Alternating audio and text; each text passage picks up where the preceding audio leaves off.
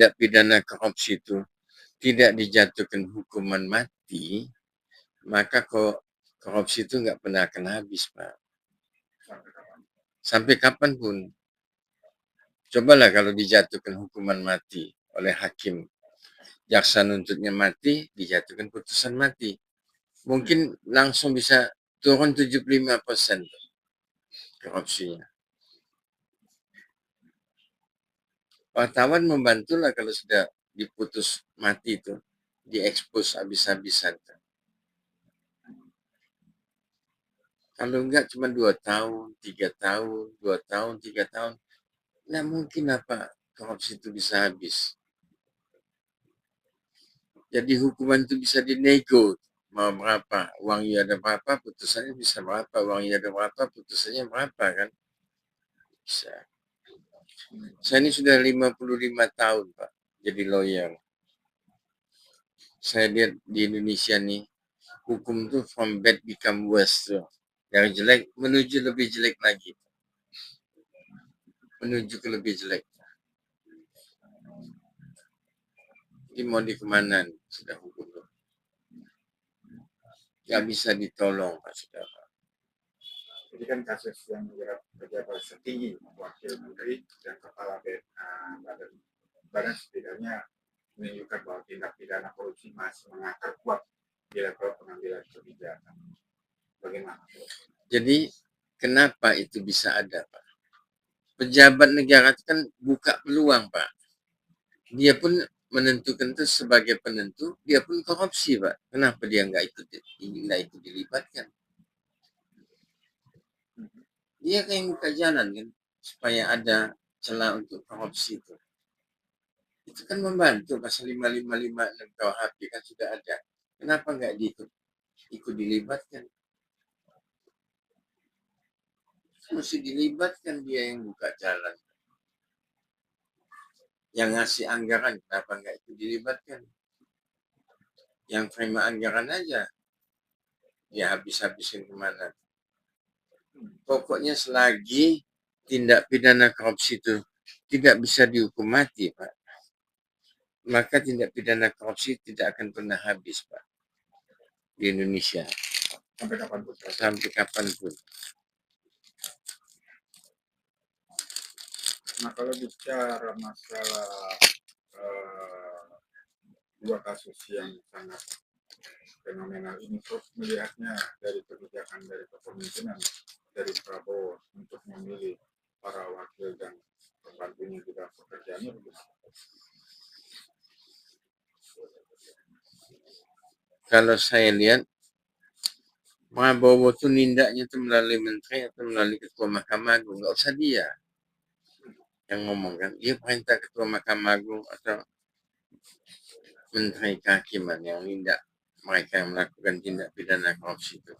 Atau kejaksaan agung atau polisi.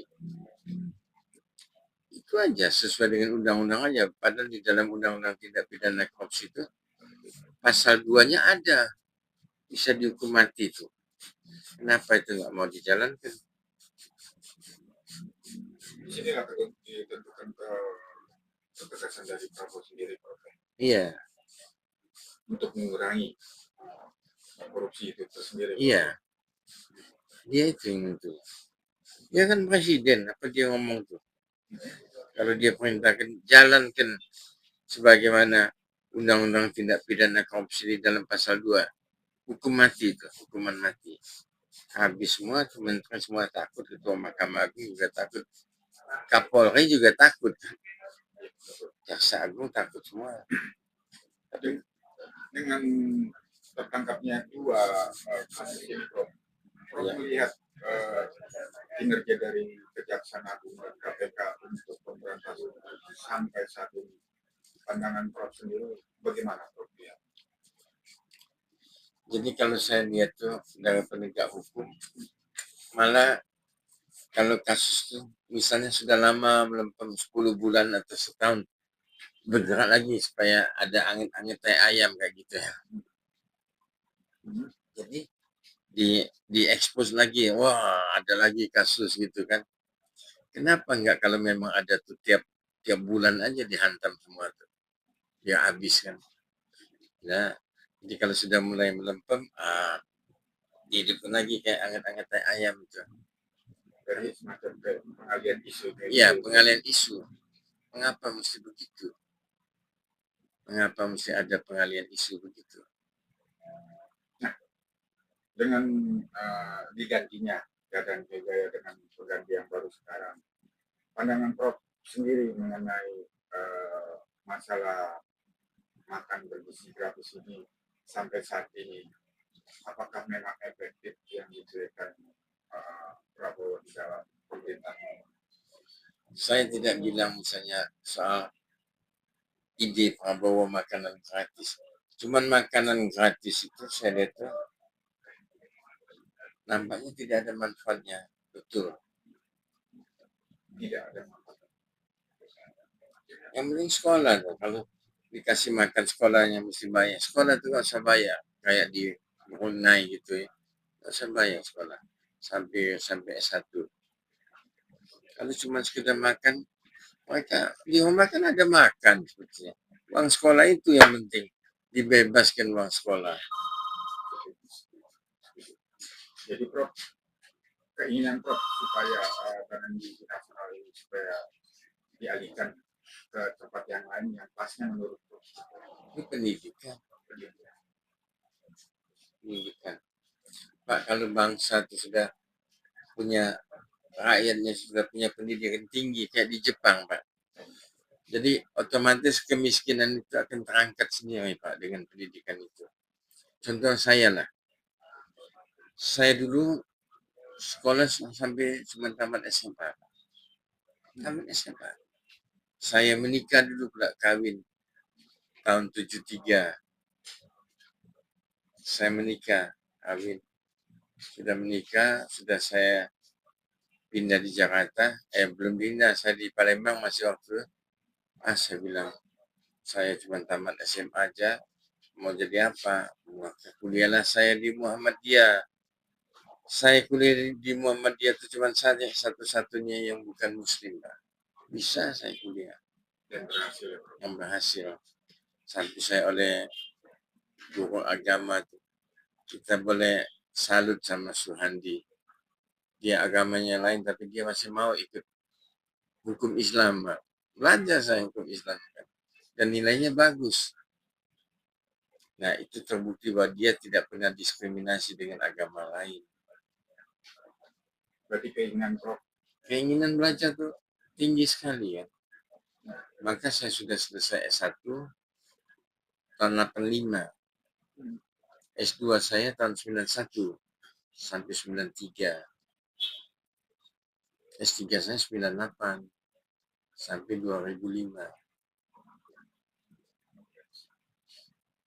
Dari pandangan Prof sendiri di balik kasus BK ini terlihat bahwa masih rapuhnya sistem merit birokrasi.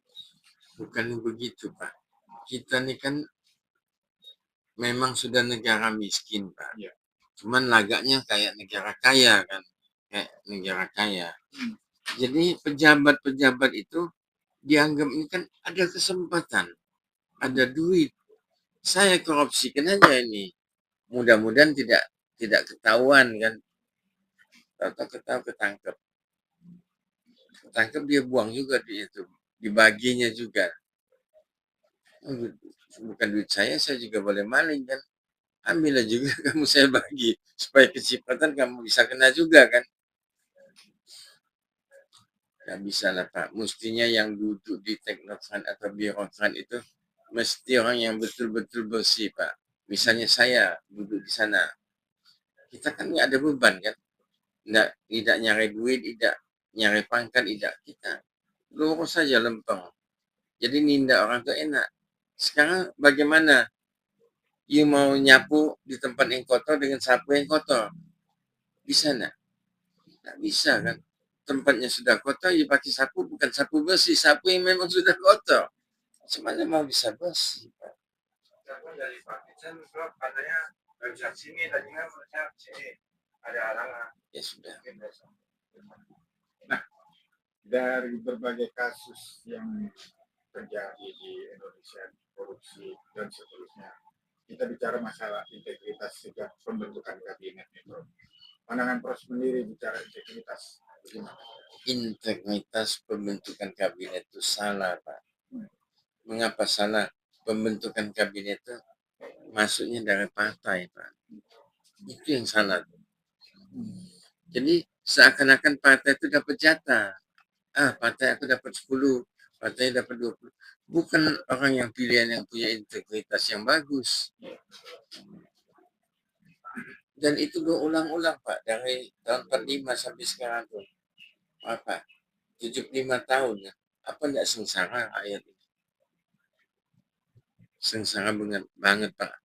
Imbasnya ke kita juga nanti kan. Kalau keadaan sepi, orang mau pakai pengacara, duit nggak ada kan. Cuma mau bayar. Nggak bisa bayar, Pak. Jadi baiknya seperti apa nih, Prof, untuk bicara masalah integritas yang Prof katakan terlibatnya banyaknya partai yang diambil. Keinginan Prof diambilnya itu orang-orang yang berkualitas itu dari mana? Bukan dari partai, Pak. Dari individu yang betul-betul dia bersih. Bukan dari kelompok partai, kirim ini 10, kirim itu 20. Titipan. Ya, itu selagi namanya ada titipan, maka tidak akan pernah bersih, Pak. Kejadian itu sama aja. Kayak orang buta nuntun orang buta, Pak. Yang di depan buta, yang di belakang dituntutnya buta. Jadi sama aja, dia lihat tuh kok gelap selalu. Ya buta kan nggak bisa lihat. Nah begitulah keadaan Indonesia sekarang nih, Pak. Jadi siapapun presidennya, saya rasa Sami Mawon aja, Pak. Bilang itu. Close-nya, Prof. Keinginan dan ketegasan dari Prof sendiri sebagai akademisi, apakah itu bicara masalah korupsi, bicara masalah budaya, hukum di Indonesia, bisa Prof menjelaskan? Yang baik, Pak, kayak Meksiko, Pak, sudah saya bilang. Duduk kan orang akademisi semua, dari pejabat-pejabat negara itu diganti, masukkan akademisi. Kalau akademisinya berbuat yang sama aja, dihukum ditambah sepertiga atau dihukum 2 kali lipat, Pak. Jadi sebelum dia duduk, mesti bikin statement. Integritas. Ya, untuk apa istilah letter of integrity. Itu yang mesti dibuat. Kalau enggak itu, Pak, sama aja. Orang buta nuntun orang buta. Hasilnya sama, tetap begitu aja terus. Berpuluh-puluh tahun. Nanti beratus-ratus tahun. Padahal kita nih negara kaya, Pak. Segalanya ada, tambang emas pun ada. Kok kenapa rakyat kita miskin, Pak? Miskin, Pak, rakyat kita nih.